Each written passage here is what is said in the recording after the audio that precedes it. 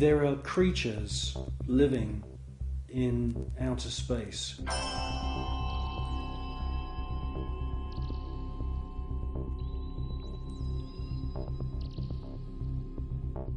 And I'm the first one to realise how crazy that sounds. Scientists would immediately say, well, that's impossible.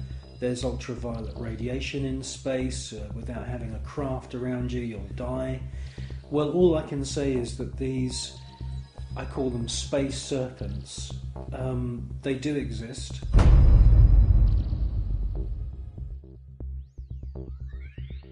They've been filmed by Story Musgrave, who's a senior space shuttle commander. He's been with NASA for 30 years.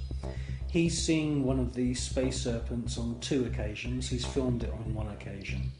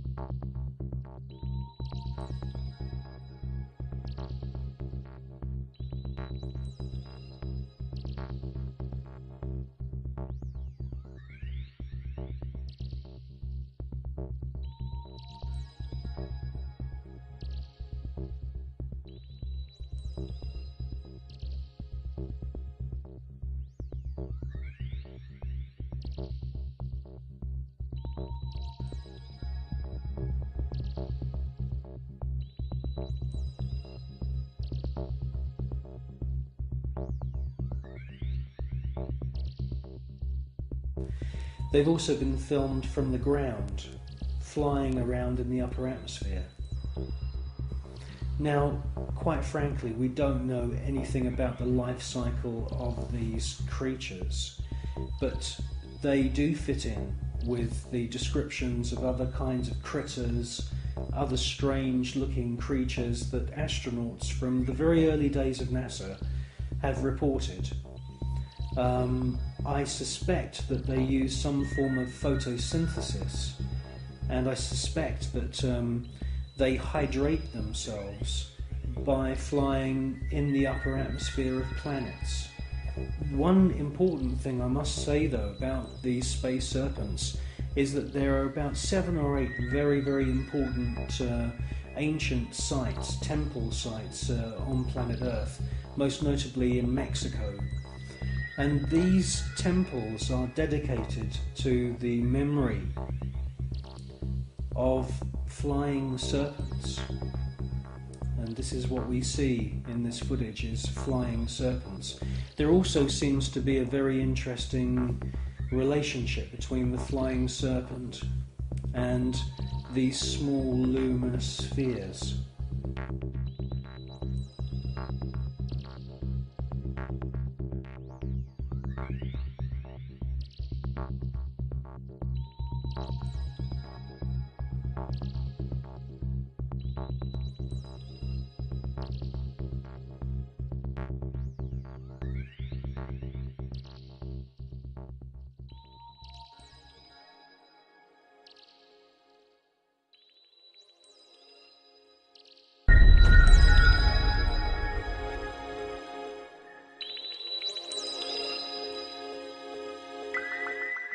Control Houston, we are using the payload bay cameras right now to hopefully catch a glimpse of the Russian space station Mir as it performs an on-orbit burn. Though it will be difficult to pick Mir out from the stars as they pass behind us, the payload bay cameras are positioned such that they're looking straight back behind the orbiter, where the Mir is flying at about 850 nautical miles behind us. Well, obviously this is a massive faux pas that this piece of footage was accidentally broadcast. The person who's passed me this piece of footage is now dead. The footage that we see, mostly of UFOs, has been filmed with image intensifying equipment.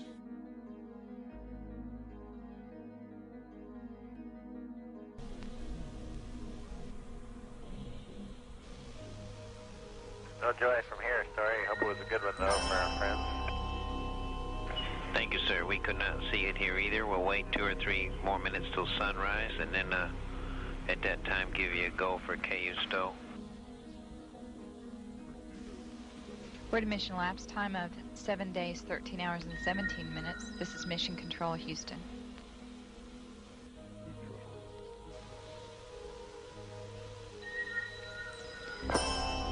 The Mir space station is now visible on the far left-hand side of the screen, about an inch from the bottom of this particular picture.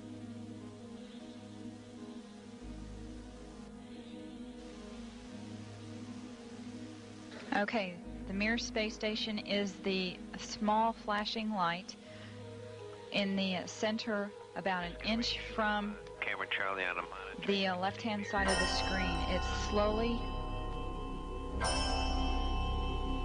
Tally ho on the camera.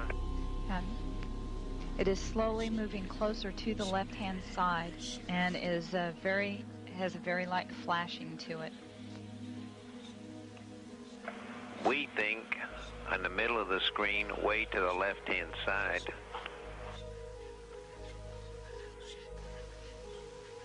We think you can see a flashing light just a little bit to the left of the center of the screen, very faint.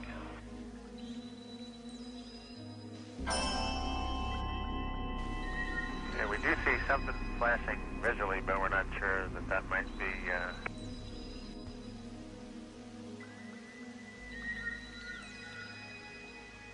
This is Mission Control, Houston. Once again, we believe we were just able to spot the Mir spacecraft as it flies about 850 nautical miles behind us.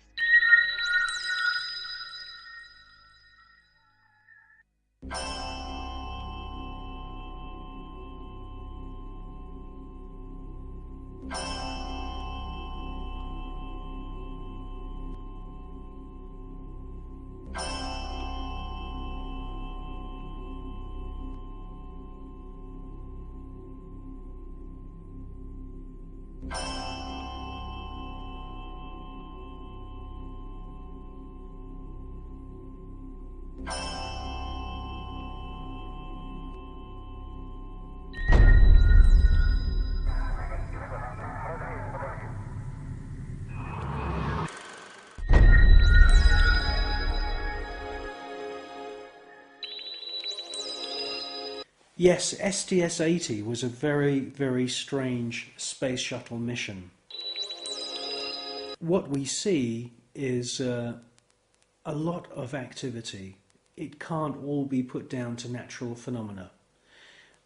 James Oberg at NASA and all the other pundits at NASA would love you to believe that these are all ice crystals and space junk and debris. Quite frankly, if there was that amount of debris, that sheer number of shooting stars flying around in close proximity to the space shuttle and the Mir space station, it would be not safe to put craft up into space. A piece of rock just a few millimeters across, travelling in the opposite direction of the space shuttle, would rip through the entire structure of the space shuttle and cause a fatal accident.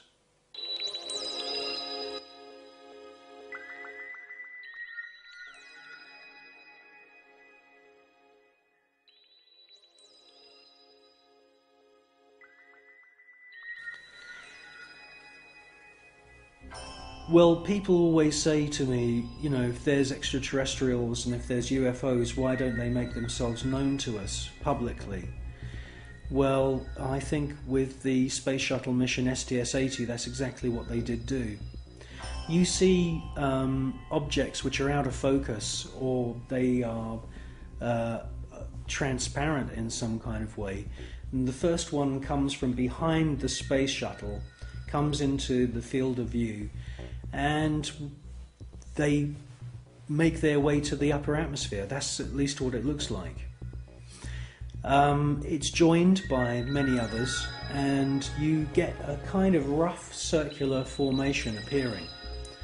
And then you get the piece de resistance. The last orb comes into the center of this formation, and as soon as it finds its position, it lights up. And then you can see a sort of dance of lights around this formation. Now, this suggests to me incredible intelligence. It suggests to me that they are saying, look at us, look how clever we are. And it's an astounding piece of footage.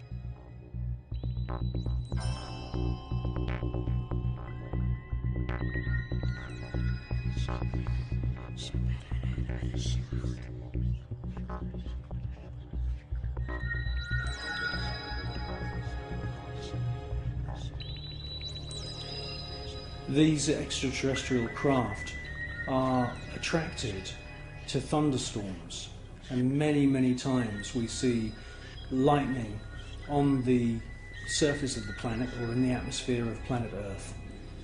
And as soon as these electric storms start, the UFOs swarm into the area. It's almost as if they're harvesting the electromagnetic energy within the atmosphere. And in actual fact, there are unseen forces in the atmosphere, etheric flows of what the German scientist Wilhelm Reich described as orgone energy. And it could be possible that these UFOs are sucking energy from these electric thunderstorms on planet Earth, and this is where they're getting their energy from. You should concentrate on the first object that appears, and you will see that it holds its position. Many TV stations have actually broadcast this STS-80 footage, but they only show you the few seconds of the large glowing orb coming from the lower atmosphere.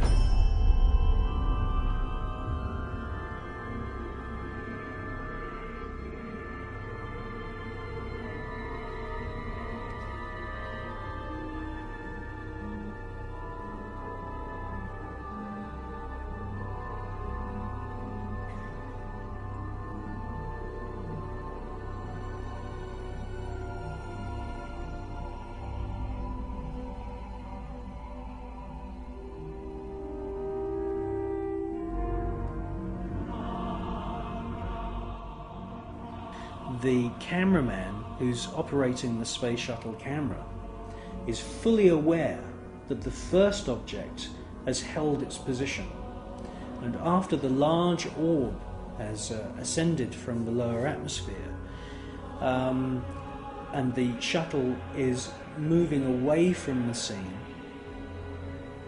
the cameraman is actually zooming in at the end of the sequence to double check the position of the first luminous orb, and it's a fascinating piece of video.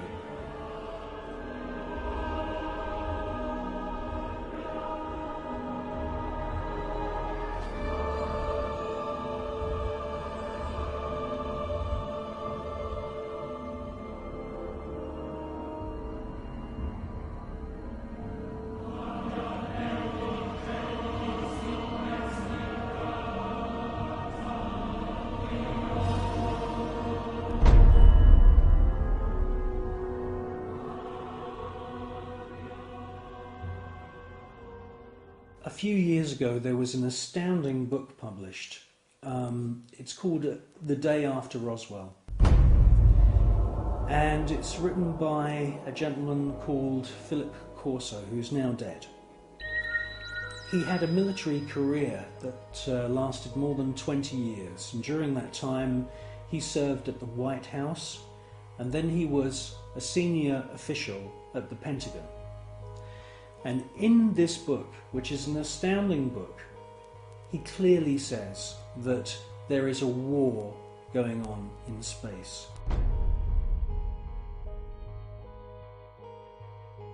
In other words, NASA and the American military have designed weapons. He says in his book that some of the weapons are based on patents of the genius inventor Nikola Tesla. Philip Corso tells us that there are plasma beam weapons being used against these UFOs, and that sometimes these UFOs are hit.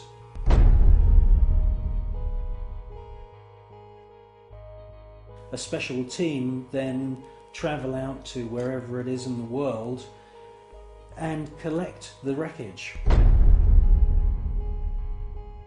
Now, from the wreckage, they back engineer any useful technology.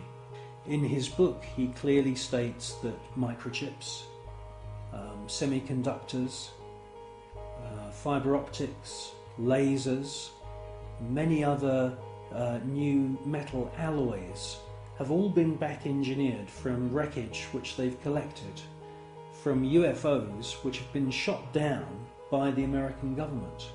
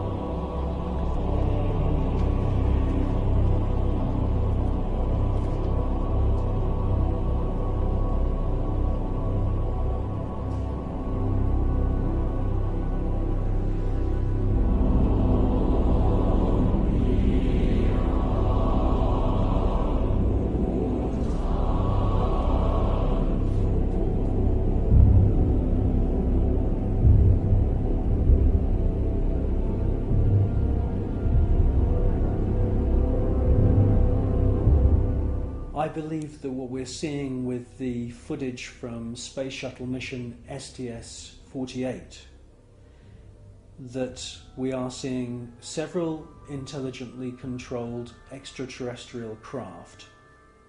And yes, I do believe that the flashes are the firing of some very, very top secret weapon which is able to produce an electronic or electromagnetic plasma kind of death ray that is being used against these UFOs. I do believe that that is exactly what we're seeing.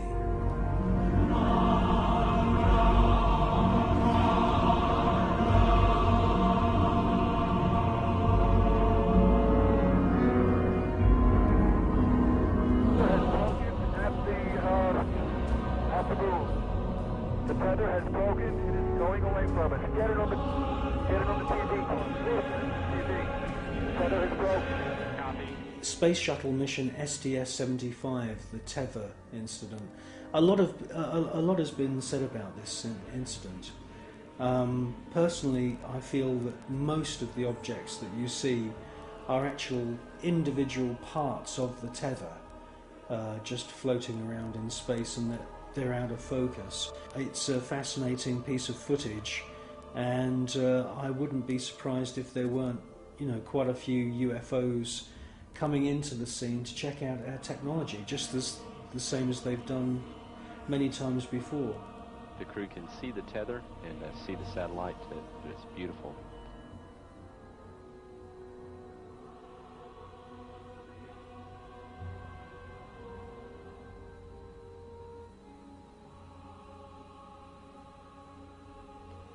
This view showing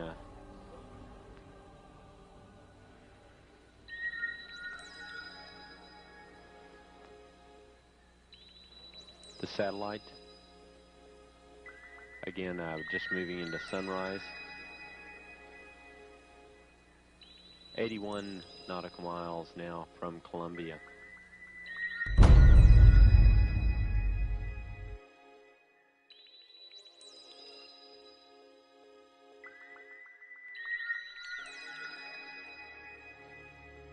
You clearly hear one of the astronauts being told there's an object at your 11 o'clock position. It's about your 10 o'clock, 11 o'clock going away. Don't worry about it. And the other astronaut, who's obviously in the know, says don't worry about it. Out there. I'm not sure what you're talking about. I suspect that the senior astronauts, the astronauts who have been up more than just once, are fully aware that there is a very large number of unexplainable objects flying around. Never mind.